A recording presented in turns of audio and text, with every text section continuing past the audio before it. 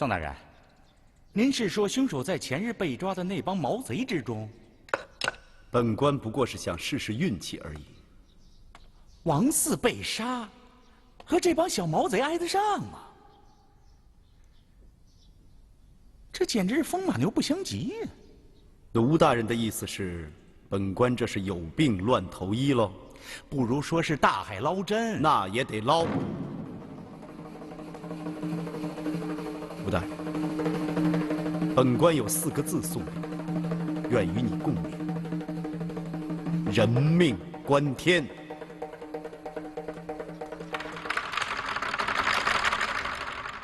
哎，大哥，又替人去杀头啊？一夜斩2个，官府没那么勤快吧？好像是冲咱们来的。你是做贼心虚？咱们本来就是做贼这行，能不唏嘘吗？行了，别嚷嚷行不行？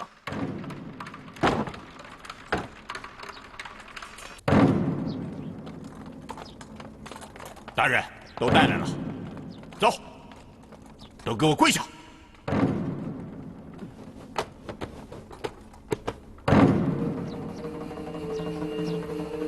怎么了，各位？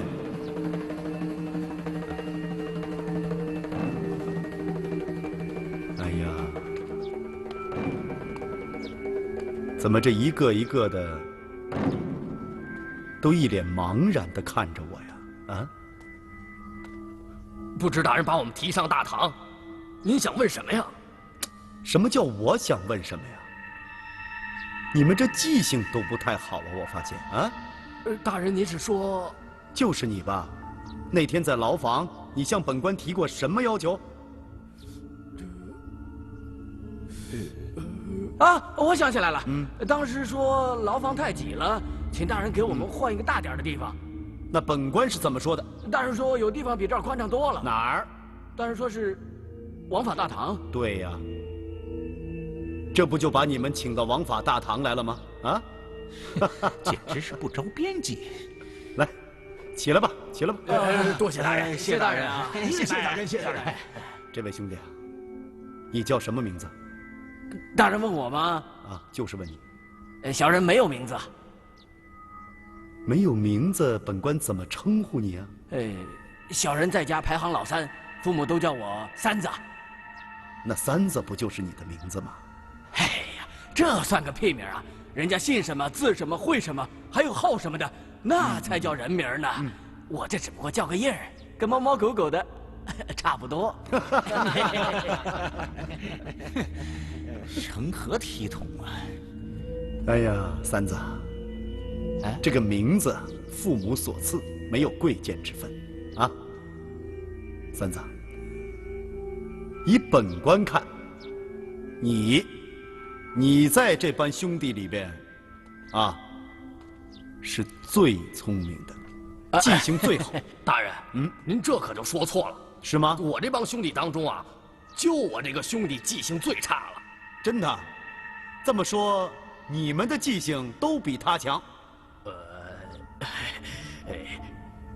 这要看大人您问什么了。其实本官今天还真没什么可问的。这样，本官今天考考你们的记性如何？谁能告诉我，今年的8月初10你们干了什么？干什么？没搞事啊！哎，这可不对啊！这么近的事儿都记不得了？啊？大人，8月初10我们不是打了一票珠宝店吗？哎，拿了人家价值万两的金银珠宝，不料被大人发现了，这就被带到公堂上来了。你看这记性，这不是不错吗？啊！哎呀，看来这个事儿离现在是近了点儿啊。咱们再说个远点儿的。去年的大年30那天晚上是什么天气？哎，大人，是下大雪呀。哎呦，那个雪下的呀，我们村里的茅草房啊，哎呦，被压倒了好多间呐。就是呀，我们还打野兔呢，给大伙儿解解馋。是不是？6月初6。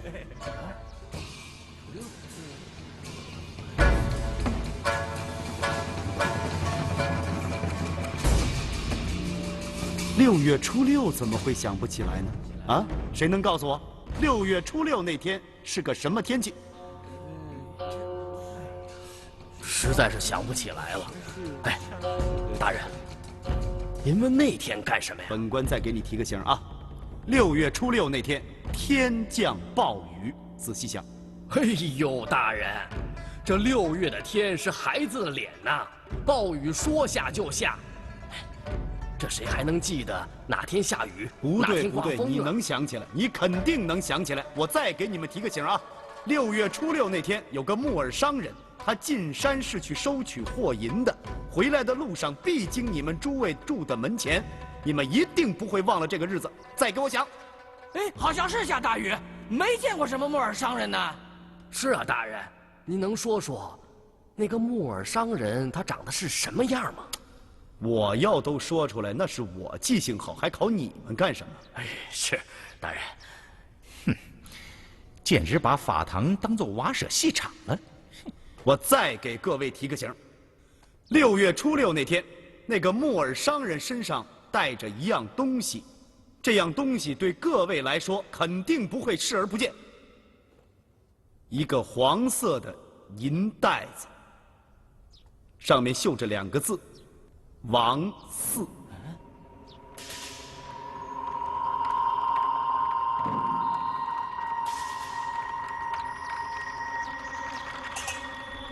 三子兄弟，你是不是想起来什么？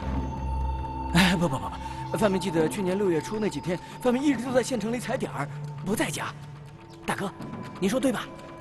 是啊，大人，我们真是想不起来。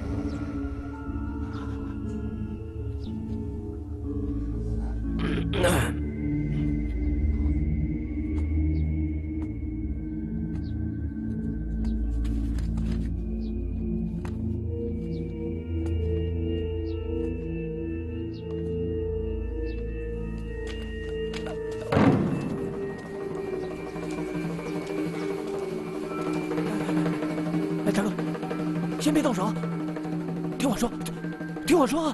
你我当初结伙的时候，是怎么发的誓？没忘，有难同当，有福同享，四世财物，自断手足。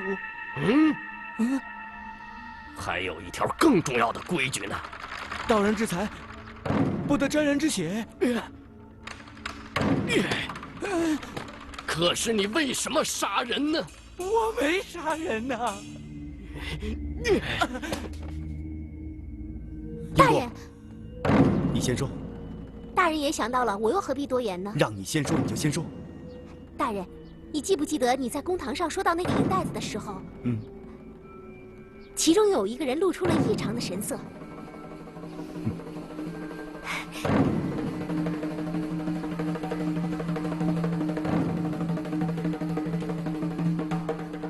当时就是那个叫三子的毛贼，其状十分的可疑。英国，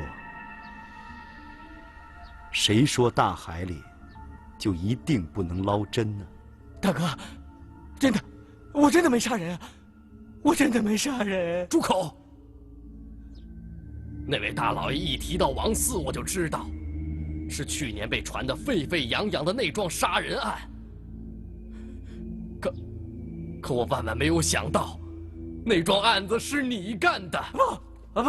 不是我，不是你大老爷提到银袋子的时候，你为什么惊慌？不是你，你屁股上那2块金黄色的银袋子的布是哪儿来的？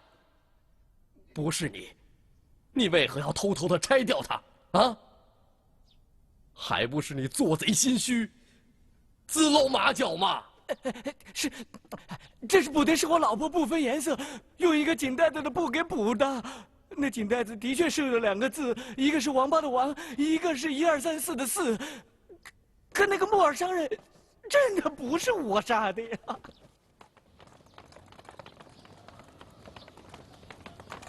事到如今，你还嘴硬？你说，不是你杀的人，这银袋子怎么跑到你家去了？啊？偷人不过坐牢，可这杀人是要偿命的呀，兄弟！你一个人犯了门规不要紧，可是哥儿几个跟着你受牵连呐！哎，都是有家有口的人了，全让你给毁了！不，大哥，兄弟们，我没杀人，我手上没沾血啊！一人做事一人当吧。要是你真的不想连累兄弟们，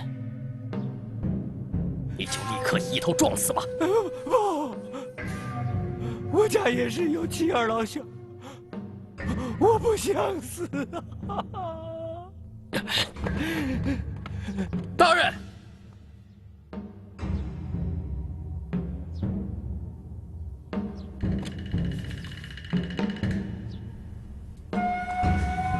宋大人，王四的银袋子怎么会在他的屁股上？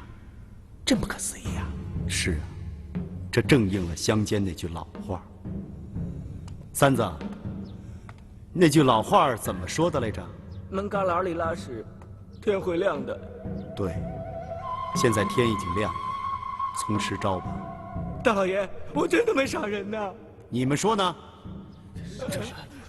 三子，你不知道这位大老爷未卜先知吗？啊，咱们那点伎俩，只能骗那位县官，想骗这位大老爷，罪加一等啊！你就招了吧，招了吧，招了吧！大老爷容禀啊，大老爷，那银袋子并非小人杀人劫财所得，而是小人偷的呀！偷的？在哪儿偷的？在春香楼偷的。偷的什么人的？我不认识那个人。大老爷，你何不问问阿春，他可以为我作证啊！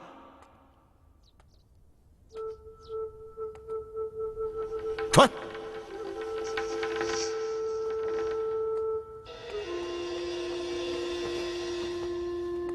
阿春，三子的银袋子偷自何人之手？那人的名字特好记，叫什么？王四。你再说一遍。就叫王四啊，那银袋子上有他的名字，王四。6月初几？6月初8。你怎么会记这么清楚？那几天正好大哥让我在县城里踩点儿，小的白天踩点儿，晚上在窑子里过夜。大人，他说的都是实话。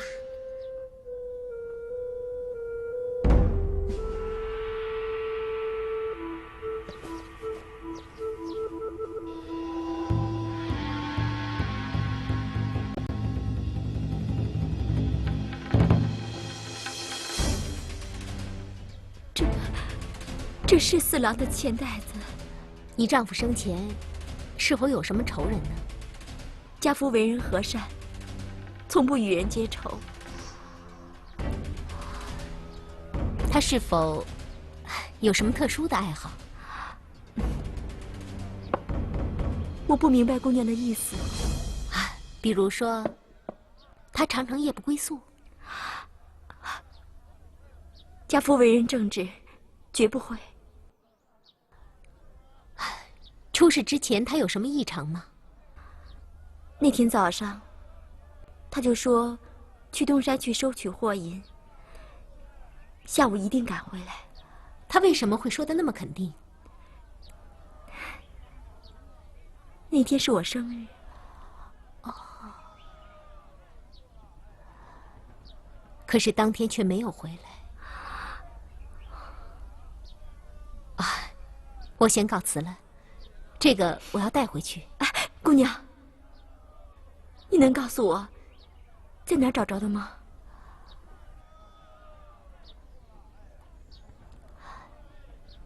春宵楼。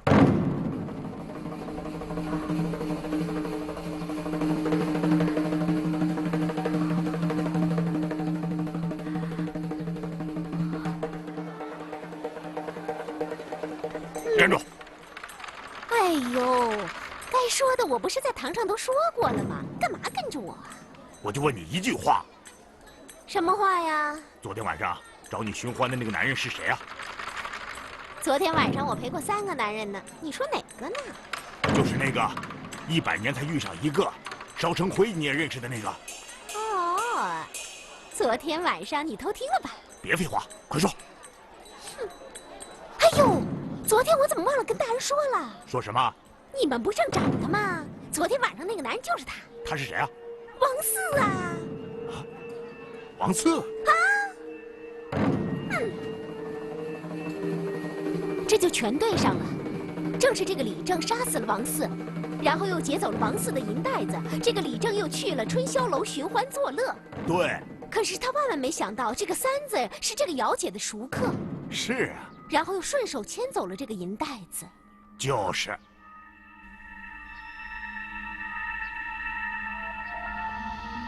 英姑，我要泡脚。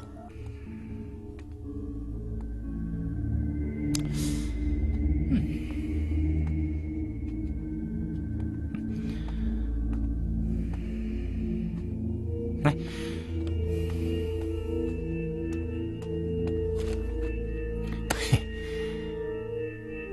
3天，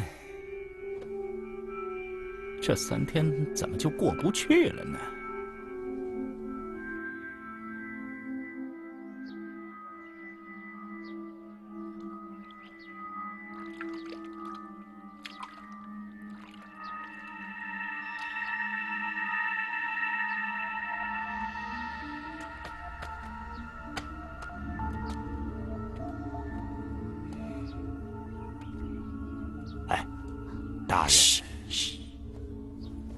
大人是不是还是不相信那李正是凶手？大人不是说过吗？刑狱命案就是由一个又一个的环节节节相连而成，而破案之法就是把所有的环节串联起来，并且一个个的解开其中的秘密。所以，如果有一个环节说不通的话，那么全案就无法连通。我猜想啊，大人现在正在解开最后的一个环。环？什么环？哎呀，李正是在什么时间、什么地点行凶作案的？哦。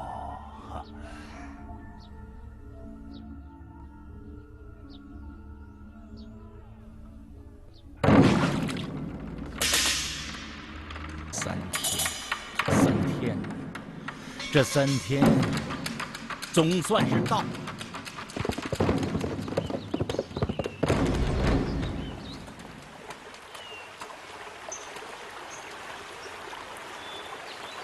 普陀王，汉时是桥，训时就是坝。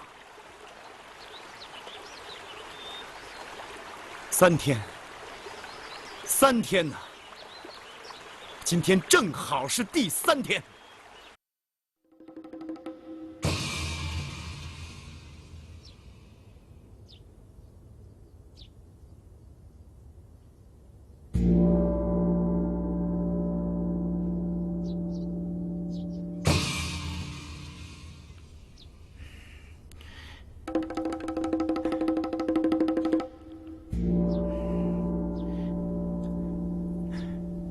宋大人，与本案有关的疑干人均已到齐，是否还有一个人没到？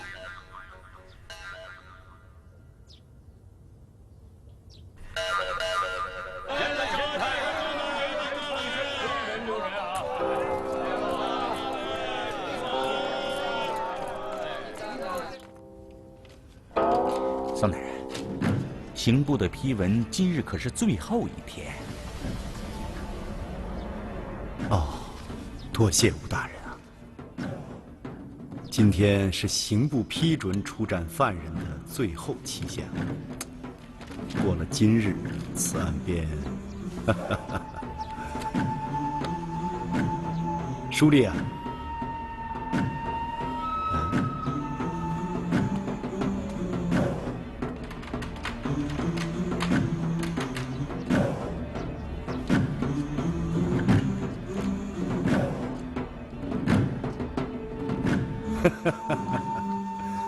换一本录事簿，否则就没法记了。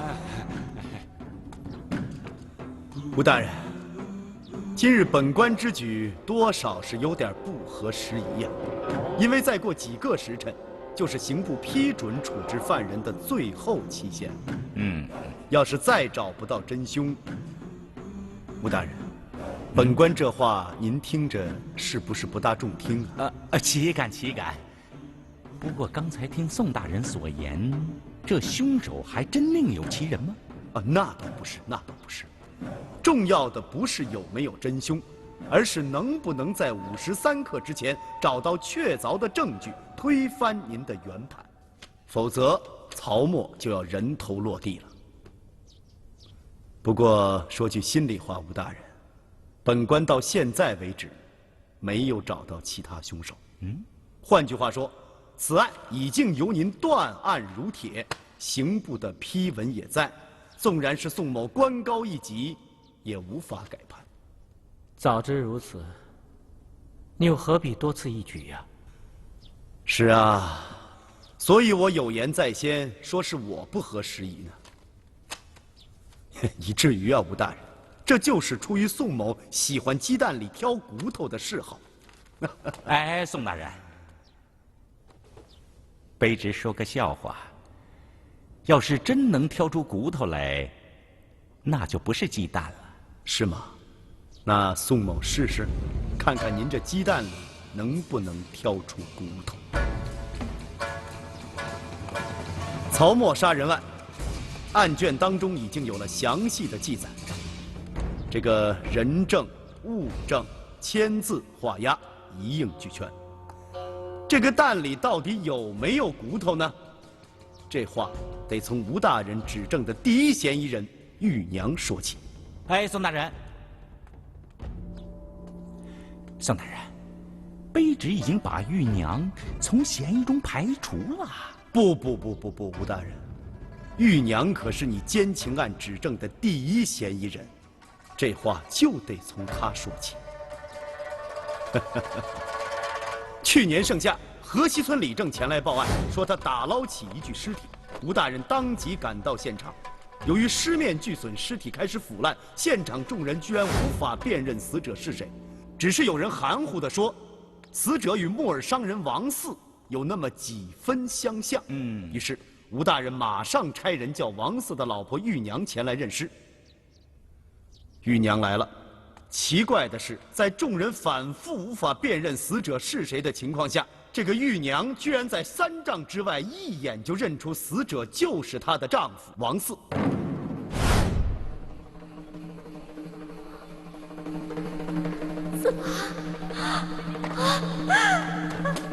四郎，岂不怪乎？那么解释只有一个，这个玉娘是知道她的丈夫要在此处被谋害的。换句话说，这就是她跟凶手商量好的。吴大人，您是通过这么一个常理判断此案的，对？我不，是小丽最先看破的。唐书立，大堂之上轮不上你说话。好了。我们姑且不说这个书吏是真有高见呢，还是另有隐衷。总之，吴大人，您是认可了他的判断，才将玉娘缉拿归案的，对吧？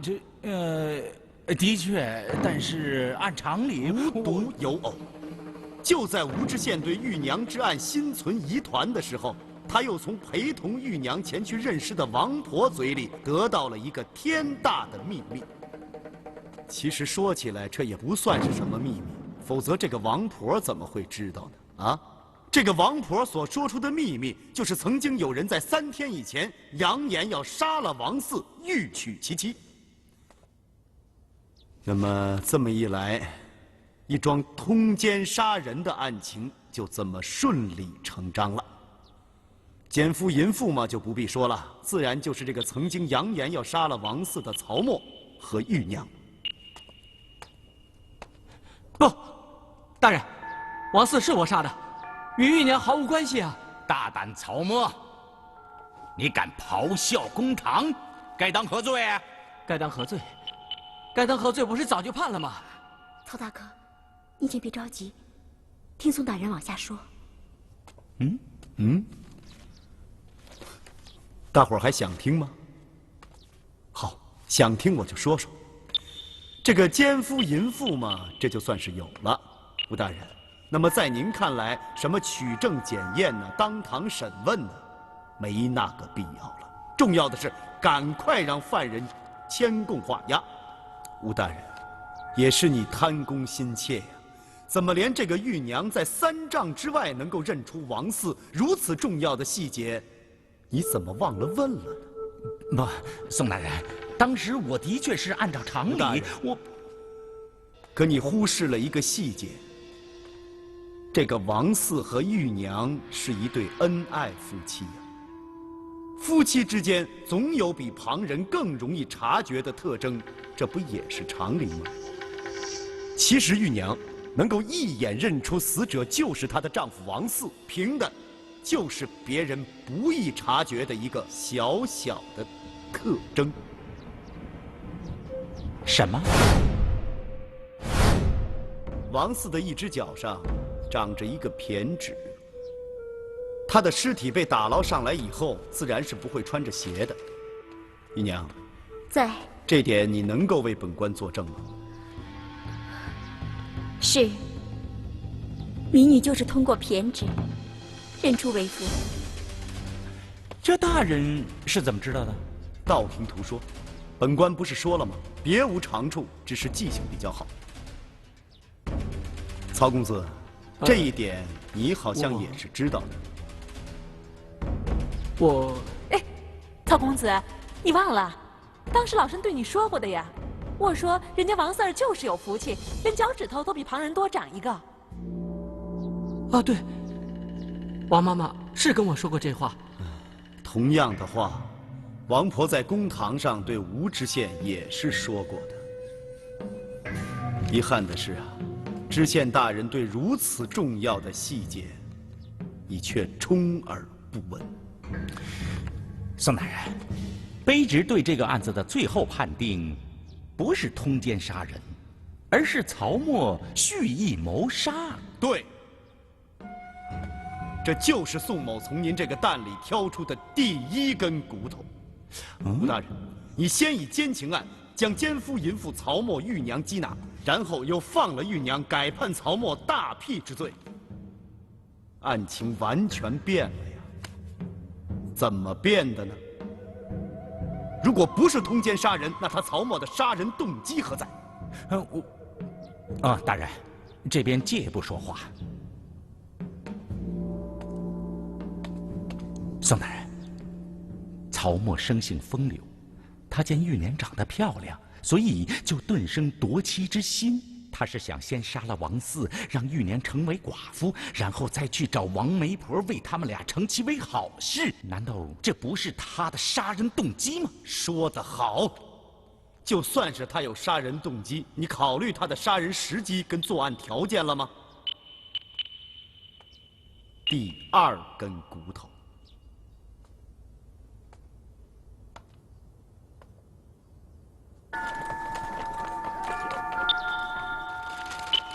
我们不妨通过这张图，看一看那日暴雨之中，玉娘与曹沫邂逅，究竟能干些什么。那日，玉娘去王婆的瓜店买瓜，出得门来，天降暴雨，不致摔倒，瓜散落一地。巧遇曹沫，曹沫就帮玉娘捡起了瓜。见玉娘脚崴，欲伸手搀扶，玉娘未必男女之前婉言拒绝，自己扶着墙回了家。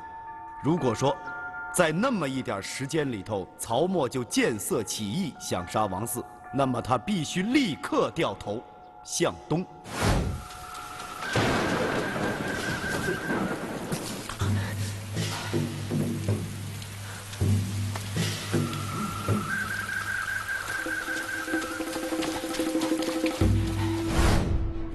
天降大雨，道路崎岖啊！曹沫必须一口气连赶10几里山路，才能到达你们所说的那个案发地河西村口，伏击被害人。然而事实却不像宋某描述的这样。当时曹沫不但没有掉头向东，反而向西去了王婆瓜店。曹沫在，王婆在。当时可是这样？就是这样。吴知县，他不去向东伏击被害人，向西去王婆瓜店干什么？这有什么难的？因为曹沫他不认识玉娘的丈夫王四啊。他回到王婆瓜店，不就是为了向王媒婆打听王四其人吗？说得好。曹沫在，王婆在。那天你们一个如何提问，一个如何作答，给我从实再说一遍。当时，我确实问过王妈妈，关于玉娘她丈夫的事情。民妇告知，玉娘的丈夫叫王四儿。那玉娘的丈夫到底是谁啊？就是那王四儿啊。那我干脆半道上把他给杀了，我让玉娘成为寡妇，我再把她娶过来。你要是有胆量敢杀了王四儿，不出3天，我就把人送到你府上。我老婆子真不敢说那种遭天打的笑话。哎呀，该死！该死啊！曹沫，然后你就离开了王婆瓜店，一口气连赶10几里泥泞山路，冒着倾盆大雨赶到了案发地点，刺杀王四，然后抛尸江中，对吗？宋大人的推断丝毫不差，曹沫对此也是供认不讳，而且早有供词在案。一派胡言，全是伪证。第一，他既垂涎玉娘美色，欲杀其夫而取而代之，怎么会把自己杀人的计划告诉别人？第二，他去王婆瓜店打听王四，可并没有问清王四的体貌特征。我问你，一个人想杀人，连被杀者的体貌特征都没问清楚，他凭什么杀人？第三，那日你我同去河西，走了整整2个时辰，还让你差点犯了哮喘病。我问你，凭他一个文弱书生，如何能在10几里山路上冒着倾盆大雨赶到案发地？以上3点足以证明他既无杀人时机，又无杀人条件，这还不是伪证？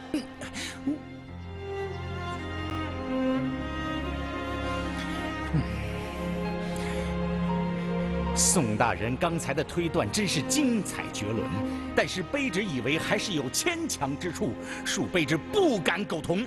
那好啊，你完全可以挑一挑宋某的骨头。好。曹沫看到了玉娘，见色起意，产生了杀人的念头。到王四伏尸江中被打捞上岸，这中间整整隔了3个昼夜。卑职以为只需再将作案的时间向后拖延1夜半日，那么曹犯的作案时机和条件岂不全有了吗？不可能，王四绝不可能死于第2天。卑职以为，也未必就那么肯定啊。玉娘，民女在。你丈夫何时离家6月初6，就是那个连雨天的一大早。离家之时对你如何说来？家父再三强调下午一定赶回，为我亲手擀寿面。是的，是的。那天玉娘上我店里买了好几个瓜，说是等她的4郎回来吃的。哎呀，宋大人没问你，你嘟什么嘴啊？孙大人，王四虽然说了当天赶回，但是路上有什么事情耽搁了，延误了归期，这也未可知啊。吴大人，能证明王四死期的还不止于此。还有什么呀？尸检验状上关于尸体的腐烂程度记载非常清楚，尸体在水中至少浸泡在3日以上，所以他只可能是死在回家的路上。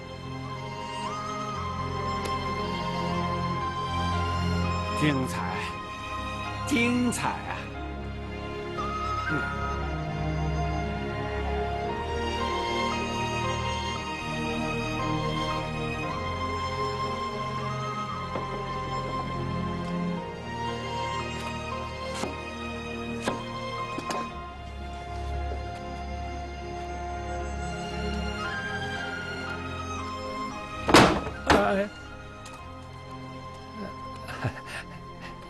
小的正在做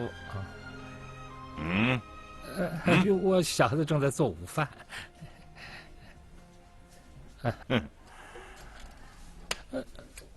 你还记得提刑大人吩咐让你随时听候传唤吗？啊，是，小的大小也是个理政啊，我，哎呀，把他给我带走。差官误会，小的是报案的，不是作案的呀，待小的把午饭用过之后再去也不迟啊。给我带走。走，快！不是小的肚子里还空空的，等吃过午饭再走吧。哼，以宋大人所见，曹沫便是清白无辜了。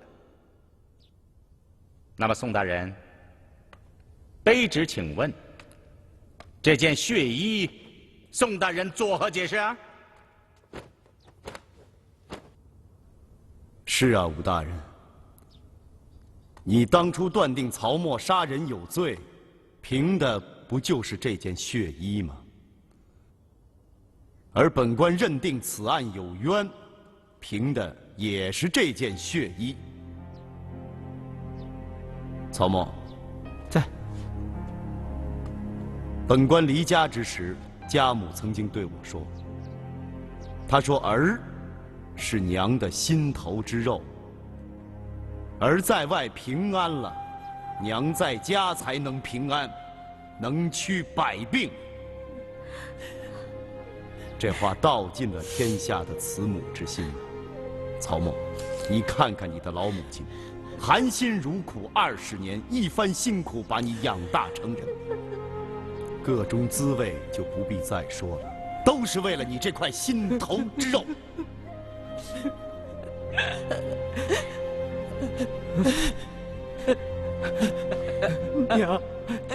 娘，都是孩儿戏言惹祸，害苦你，孩儿不孝啊！我儿受苦了，我儿，你受苦了呀！宋大人，您这是唱的哪出啊？吴大人，你手握生杀予夺之大权，难道就真的看不出来？宋大人，卑职还想请宋大人赐教。吴大人，第一，那日天降大雨，如果凶手穿的是这件血衣，血迹周边一定是模糊不清的。你看看这块血迹，显然没有经过雨水打湿。第二，如果血迹是死者所见，他可能见在前襟、后襟，但是你看前后襟这块血迹，一色相印，显然是有人滴血所致。第三，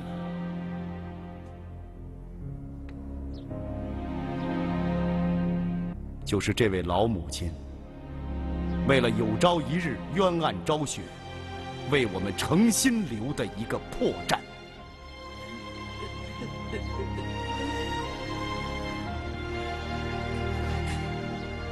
宋大人所言，卑职不甚明白。吴大人，案发何时？去年盛夏。去年盛夏，这件盛夏时节所穿的血衣，却是一件锦缎厚重的秋装。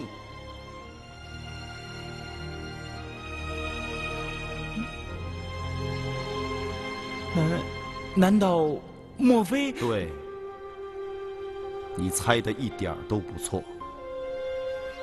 这件血衣就是这位老母亲为了把自己的儿子推上断头台伪造的。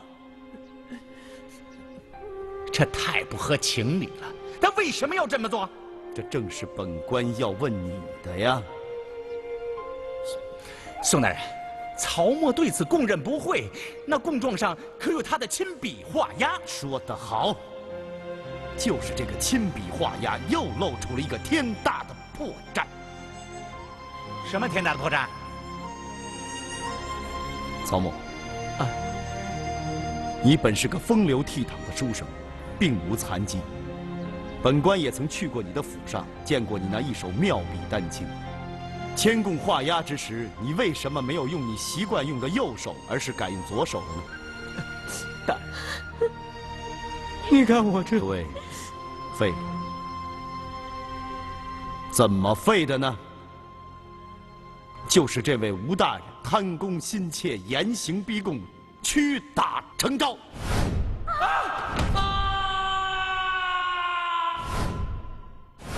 怎么样，曹沫？你还是从实招了吧？再让你受皮肉之苦，连本官都于心不忍了呀！大人，我不是都已经跟你说了吗？你判我死罪吧！啊！你给我闭嘴！本官向来都是重政时局的清官，我抓不到你的犯罪证据，我也能判你死罪。